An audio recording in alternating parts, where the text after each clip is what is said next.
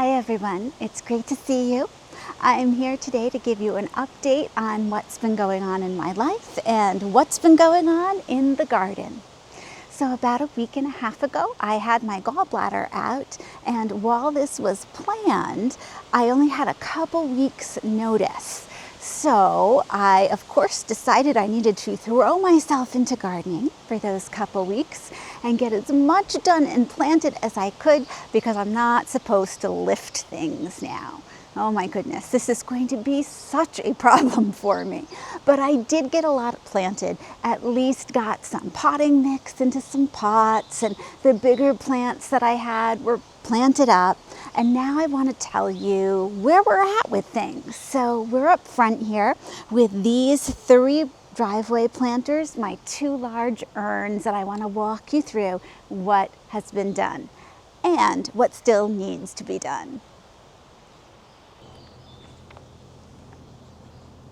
So let's talk about this planter first. Now, all 3 of these driveway planters have these great obelisks that I found a while ago on Amazon.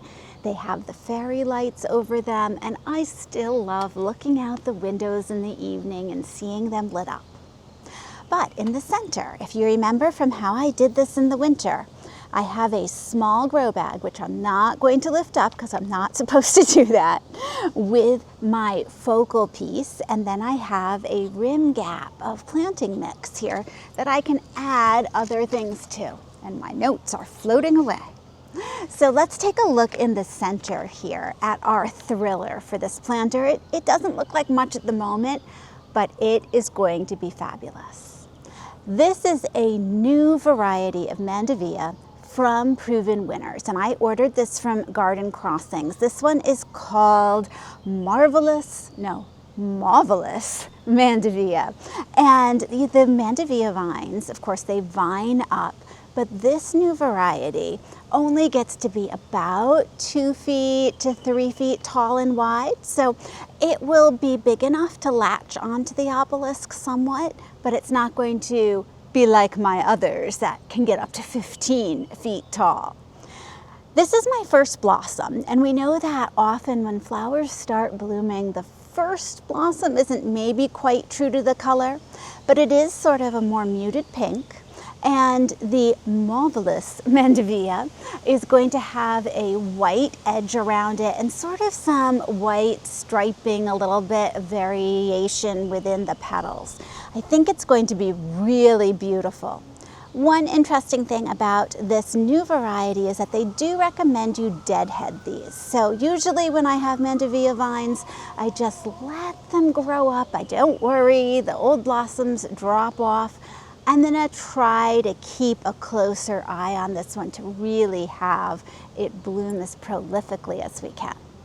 Then if you look around the rim gap here, this is the Proven Winners Tiara Blue. And oh my goodness, I love this plant. If you can get a hold of this plant, give it a try. It is amazing. It has this beautiful muted center and the dark rim. The petals look velvety. They're just gorgeous. Right now I have 3 plants in here, and they're doing very, very well. One of the great things with the Proven Winner petunias is that you don't have to deadhead them. So I really don't have to worry about it much. Often with a planter like this, I do 3 flowering pieces around the edge and 3 spillers, something that sort of vines over the edge, like Creeping Jenny or Potato Vine. That's where I'm not quite done here. I might be adding that in. However, the petunias are doing so well, maybe I'll just leave it like this. I'm not quite sure. But this, I think, is going to be spectacular. Now let me show you what's in the next planter.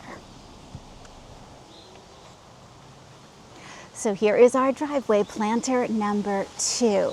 Notice that I have provided some consistency in that we have the Tiara Blue around the edge, but in the center I have a different plant here. This is also new from Proven Winners, ordered this from Garden Crossings, and this is the Sunny Rose Sensation Thunbergia. Now a Thunbergia is commonly known as a sunflower vine, and that's because originally they looked like baby sunflowers. They had yellow petals with that nice dark eye, and they were a vining plant. Now they've started to hybridize them so that you get other colors. And I have to say, here's our first couple blooms. I am very happy with this color. It is a deep pink and it goes down to that deep center. It is just so pretty. Now this is an older one. As they get older, they lighten, but oh, I can imagine this trellis covered with my beautiful pink vine here. Now this color matches the other color of the Mandevilla. So once again, I have that element of consistency, but I'm also changing it up so I get to try some of these new plants too and let you know what I think of them. One more driveway planter to go. And here is our last of the 3 driveway planters. Once again, more of that beautiful tiara blue petunia that I just love. And in the center, this one hasn't bloomed yet, but it has some buds coming. This is another new Mandevilla out from Proven Winners this year. This is the Sun Parasol Double Pink Blush Mandevilla, and I am excited about this one. This one is going to have double flowers, so they'll look more ruffly, but they're that same pink color, so I'll have the consistency of that pink centerpiece coming here. Oh, and a rabbit just ran by. It's going, "You're busy, I'm gonna go eat your hosta." So here we'll have the beautiful vine that comes up. Now, I want to point out one thing, and that is Mandevilla like to dry down pretty much completely in between the times you water them. So by having this in a separate grow bag in a nursery pot that separates it from the petunias, I can water the Mandevilla less, let it dry out, and keep my petunias happy by watering them more frequently around the edge. For me, this really helps. It's a reminder to me as I'm watering, because these aren't on drip, what needs the plants in specific have. Now, the sunflower vine likes to have a lot of water, so for that particular planter, I'll be giving the centerpiece more water. And then we have our beautiful urns, and this probably was the most important part that I got planted before I couldn't lift things, because this is a nice, big, beautiful Mandevilla. This is the Sun Parasol Giant White, and you're gonna notice that these blossoms get bigger, 3 to 4 inches, and unlike the little ones that I put up there that only get 2 to 3 feet tall, this one gets 10 to 15 feet tall. So I'm already looking at this thinking, ooh, I should add in my little teepee over it so that it can keep growing up beautifully.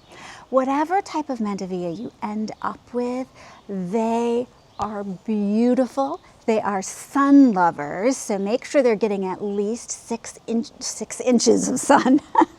Make sure they're getting at least 6 hours of sun. And make sure they're drying out well in between your watering. You're talking about a plant that is tropical. It wants heat. So it is waiting for heat here. It wants sun, and then that's when it's happiest. It's gonna take off then. So having this in the grow bag, once again, nestled in my plastic planter, lets me keep this a separate little zone for watering. And you can tell it's pretty dry here. I probably water these 2 times a week once it gets hot. I'm only doing about once a week right now because it's pretty cold. Around the edge, to keep this uniform with the others, I have my tiara blue, and I left it like this because I wanted you to notice. We talk about the thriller, the filler, and the spiller.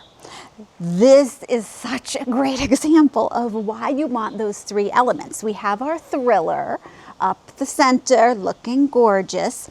These will somewhat cascade over the edge, but what I need is something like this height to sort of cover the leggy bottom here and bush out. So I'm missing one of my major elements here, and I'm thinking if I brought some sun patience in pink there, that would be amazing. So be on the lookout for that in the future.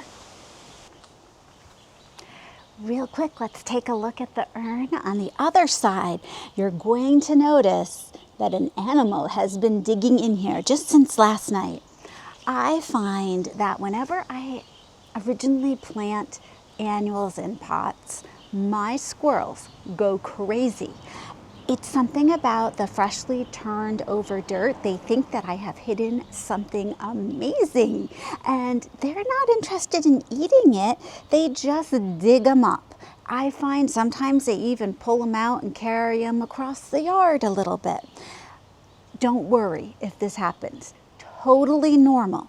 You just sort of push it all back together, go rescue the plant from where it is in the yard, and usually after a week or two of you firmly tamping it down, because you want to make it look not so interesting, they give up and they realize there's nothing really exciting there. But also notice, nice and dry here. It's just ready to be watered in the center. This looks more damp around the outside, and we are ready for that mid-range, mid-size plant to come in and cover up the bottom. So that's my update for you on these planters that I just love to come out and visit each day. They make me feel so cheerful. I hope they give a welcoming feel to those people who are coming to our front doors.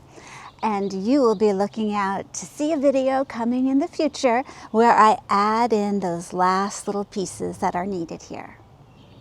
Thanks so much for joining me, and I'll see you in the next video.